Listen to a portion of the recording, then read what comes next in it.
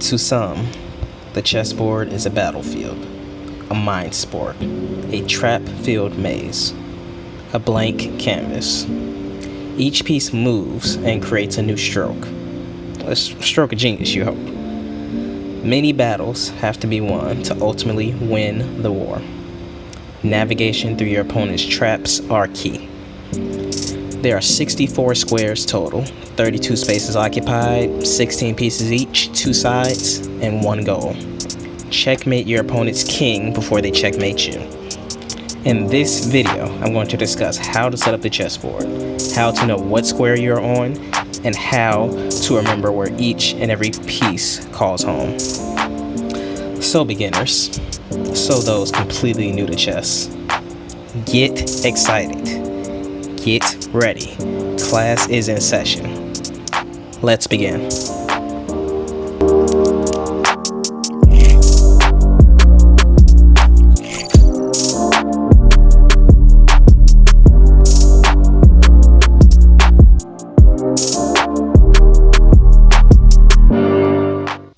What's up, everyone?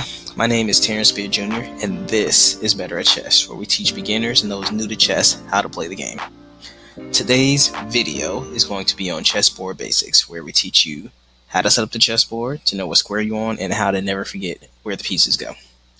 Alright, let's begin. So what we have in front of us is a blank canvas, a blank chessboard. So starting with how to know what square you're on. Any chessboard you see, especially online, will be labeled with letters in the corner, whether this side or this side, and numbers also on it as well. So each letter signifies a column, each number signifies a row or rank. So right here, I put a pawn here. This pawn is on A2. If I move it up one, it's on A3. This bishop is on D5. This is in a D column, and it's in the 5th rank, or the 5th row. This queen, actually let's move it here. This queen is in the H column and the 7th row or rank. So this queen is on H7. So this knight is in the E column and is on the 8th row. So this knight is on E8. So that is a little bit in how knowing what square you're on and how to find it. First thing you do is you usually can count the row or count the columns, and then you can count the rows if it's not given to you. If it is given to you, you simply look at the letter of the column, and then you go up to what row you are. And the easy thing about the rows is that you can count the rows. With letters, you may or may not forget which letter comes after E. For instance, I've done it a few times. It's quite embarrassing, but it happens. It happens. I can look at a square and think like, okay, my pawn is. Actually, let me put a pawn here so I don't look stupid. My pawn is on G3. Right, it might take a second, whereas the grandmasters and players who've been playing either a lot longer or do a really deep extensive study, they know the chessboard like the back of their hand. And the reason they know that because a lot of them play blindfold chess.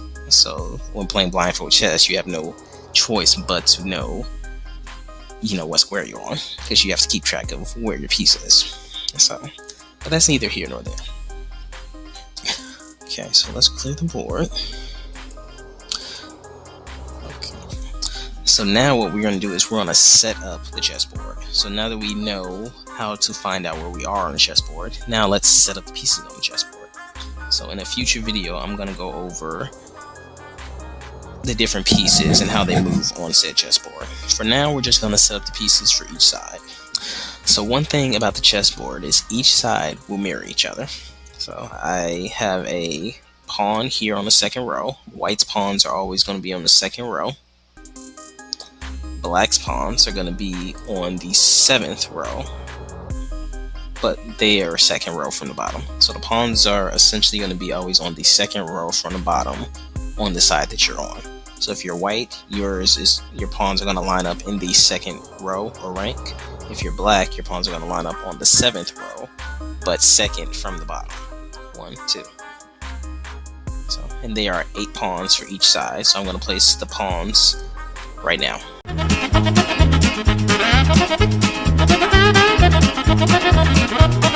So as you can see here, this is what a typical pawn setup would look like on your chessboard. Remember, second row from the bottom, second rank from the bottom, depending on which side you're on. 1, 2, 1, 2, and there are 8 pawns total for each side. So white has 8 pawns, black has 8 pawns. So, and the pawns are probably the easiest piece to remember because there's so many, and they're always going to be in front of the row behind it. So the next piece I want to discuss is the rooks. So the rooks are this castle looking piece, and each side has 2 rooks. Think about the rooks. If you imagine like a castle, just imagine that, your side of the board is like a castle, and they're like ends of the castle, of an actual castle, and these rooks are like the big pillars at the end of the castle. So the rooks always protect the corner of the board and everything in between. And then our next piece, right next to the rook, are knights. So there are 2 knights for each side, and the knights look after the rook, you could say, if that makes it easier to remember. The knights are looking out for the rook. So each knight is accompanied by a rook. Each knight sits next to a rook. So now we're going to talk about the queens. Now remember in the beginning where I said the boards mirror each other? Here is where you truly see when that happens. So beforehand, the first 2 pieces I introduced, the rook and the knight, there's 2 on each side. So right now, before the queen was on the board, it just looked like, okay, well, all the pieces are going to look alike on the same side. Here's where the mirroring truly shows up. So the queens are always on the D file, right? I would say they're always on the 4th file, but if you're on black, you might be counting right to left versus counting left to right. So in order to avoid confusion, the queens are always on the 4th file. The simplest way to know if your queen is on the right square is if it lands on the color that it is. For instance, black queen is on the black square, white's queen is on the white square. If white's queen is on a black square and black's queen is on a white square, the board is set up wrong, or something is wrong. The board is either on the wrong side, or the board was just set up wrong, whatever the case may be. Black's queen is always on black, white's queen is always on white. And then the king is always next to the queen. So on white side, the queen is always going to be on the 5th row from the left, or the 4th row from the right. Black's king is going to be the 4th row to the right and 5th row to the left. But the thing to remember is that the easiest way to remember the king and the queen, the king and the queen, is that black's queen is always on black and the king is right next to it. White's queen is always on white and the king is right next to it. Now if you're on black side, going from left to right, the first thing you're going to see is your king before your queen. If you're on white side, the first thing going from left to right you're going to see is your queen. The thing to always remember is that white's queen is on white's, black queen is on black. If you get that part correct, you know the board is set up right. And on the side of both the king and the queen are bishops. Consider the bishops like the secret service to the president. It's not the right color. Where the secret service is always, has the back, or is always around the king and the queen.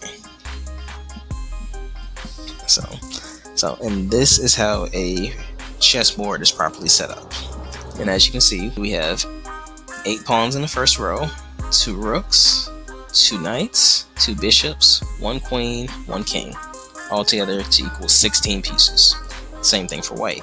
8 pawns, 2 rooks, 2 knights, 2 bishops, 1 queen, and 1 king.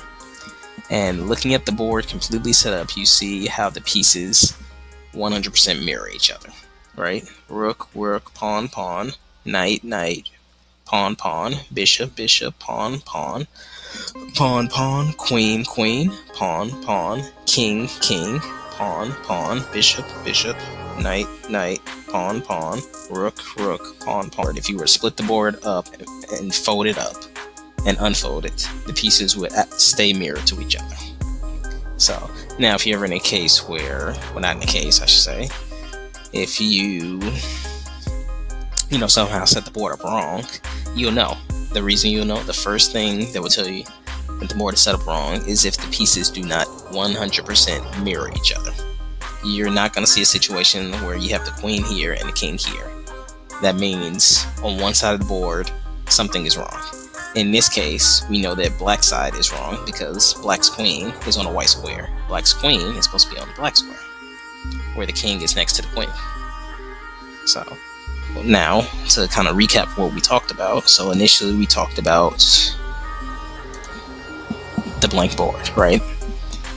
We know we have 8 columns, lettered A, B, C, D, E, F, G, and H, and we have 8 rows or ranks, numbered 1, 2, 3, 4, 5, 6, 7, 8. So if we put a piece, any piece, I'm just going to take a rook for instance, anywhere on the board, just looking at this setup, I should be able to know where that piece is by looking at the corner. We know it's in the E column on the 5th row, so we know this rook is on E5. And if I were to put this queen, say here, I know that the queen is in the B column on the 8th row, so this queen is on B8. So there's that.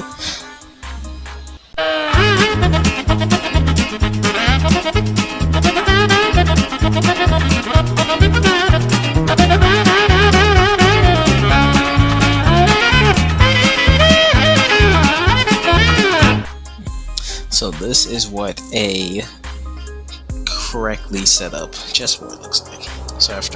So we reviewed what a blank chessboard looks like and how to figure out what square you're on. Here is a correctly set up chessboard. So we know we have 16 pieces total on each side. We know that the rooks are on the ends. The knights are right there next to the rooks. The queen and the king are also always in the middle of the board, with the queen being on its color. White's queen is on white. Black's queen on black, with the king sitting right next to it. And we know that there are 2 bishops, one on each side of the king and the queen. So that is how you correctly set up the chessboard. So, alright, so that is all that I have for you guys for this video. Be sure to leave a comment below, share this video with anybody you think who would need it, like the video or dislike the video, and also if you do dislike the video, comment below and tell me what you disliked about the video. That way I can improve and make better videos to cater to the audience I'm trying to serve. And also, again, subscribe. New videos coming weekly. Alright, again, my name is Terrence. Thank you for watching. I will see you guys next time.